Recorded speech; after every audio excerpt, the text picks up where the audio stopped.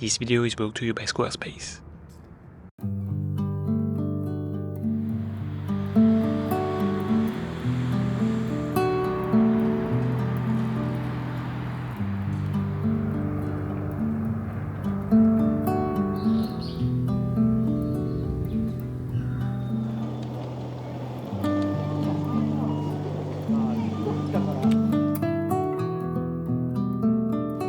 I'm pretty happy with this composition I just found with this really nice and cool looking dragon here. We have some nice colors from the yellow leaves on top, and I waited for a subject to walk in the frame, but at 50mm you have something quite abstract with the subject like cut in between, like the upper body appearing in the frame. And yeah, I think it worked well, like vertically, and pretty happy with this one.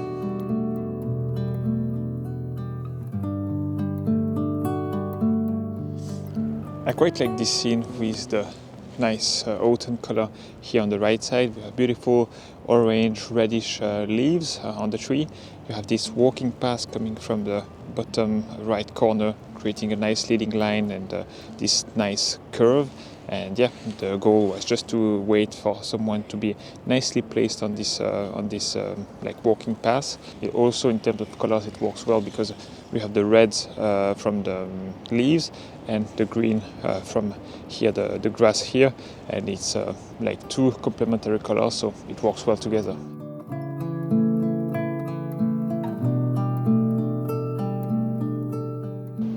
This is a very interesting location because there are so many things that makes for a good composition. Like we have the light filtering through these pillars, creating a lot of contrast despite being still a little bit cloudy today. It's a location that works even on an overcast day. Then we have some leading lines, like plenty of them here. Here we have this light, curved light here on the ceiling. We have this like white thing on the ground. Of course, we have other leading lines like coming from the left. We have a nice vanishing point where you can place a subject. I was lucky someone came into my frame and I could get the photo I wanted. So yeah, pretty happy with that.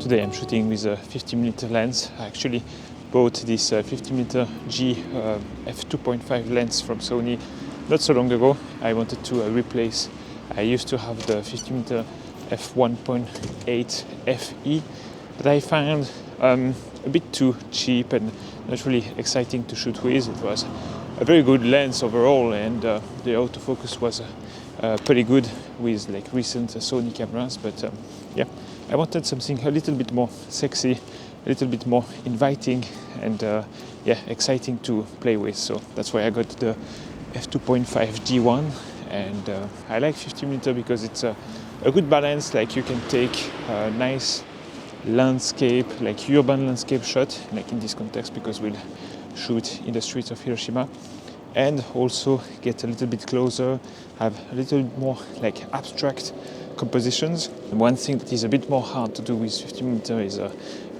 shooting like action and closer to people and having a lot of the context behind them. But yeah, we'll see what today has to offer.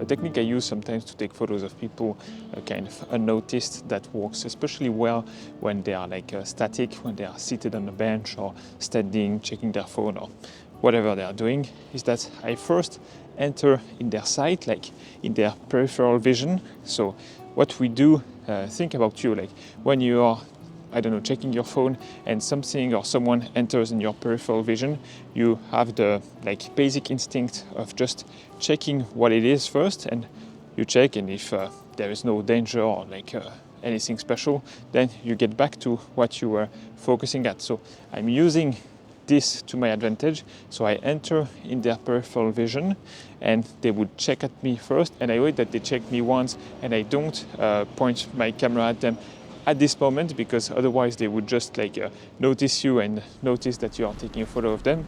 So once they checked you, they get back to what they were focusing on. So it's at this moment, like 3, 4, 5 seconds later, that you can take your camera, pointing at them, or like just composing your frame, composing the scene. And as your subject is back to what he was doing before, he doesn't really care about you and he doesn't notice you. So you can take your photos like calmly, and you avoid any confrontation or any like weird look. And yeah, I find this technique works pretty well.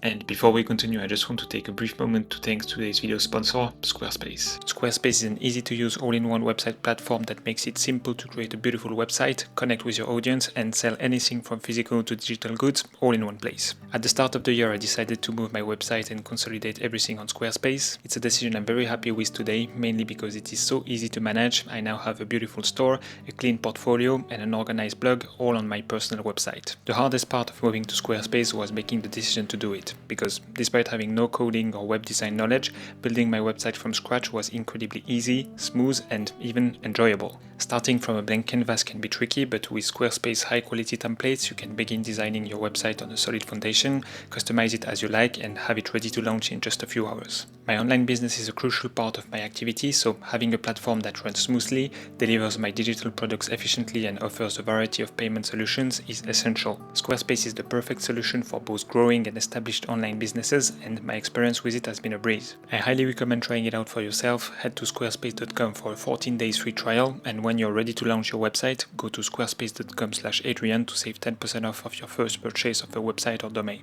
Thank you so much to Squarespace for supporting my work and my channel. It's really appreciated. And now let's get back to the video.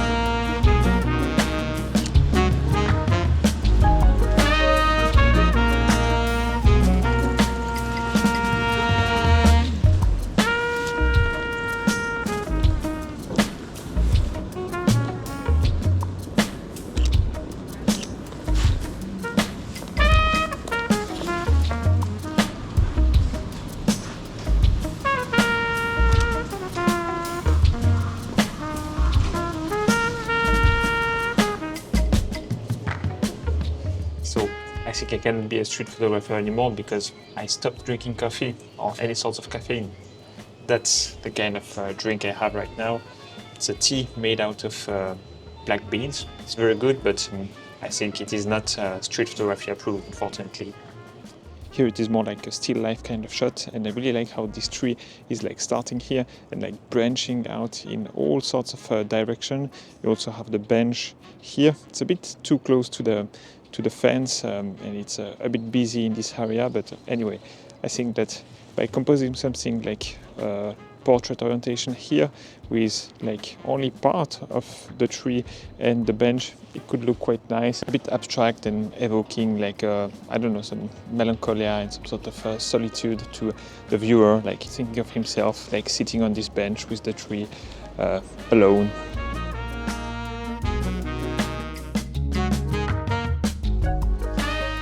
Another thing I like about this new lens is that it comes with this lens hood on which you can attach your filters, and it is good when you're doing hybrid shooting and shooting photos and videos at the same time, because you can have this in your pocket, because I really don't need a hood for my pictures. I think the flare, everything is well controlled without the hood, and I have this in my pocket, and when I switch to video I can just quickly like pop it on the lens, and it is much faster and much easier to put it on and put it off than if you were to screw like filters on the lens itself. So yeah, that's another point I really like, and it's the same with my 35mm f2.8 from Zeiss.